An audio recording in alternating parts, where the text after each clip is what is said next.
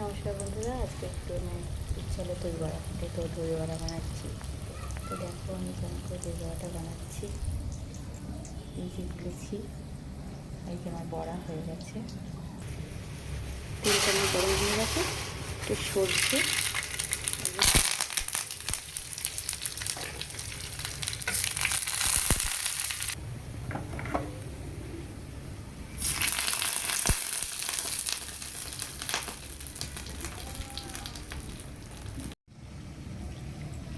এই যে এগুলো আমি চিপে চিপে এবার তুলে নিচ্ছি, দিয়ে দইটা দেব।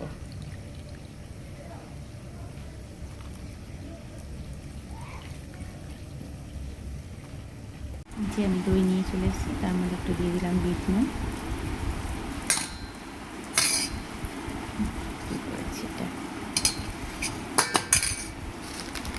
একটু চাট মশলা,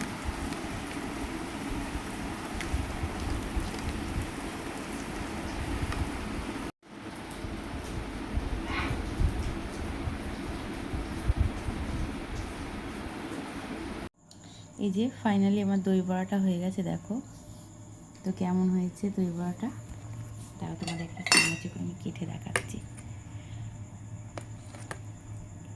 এই যে খুব সুন্দর হয়েছে দই বড়াটা।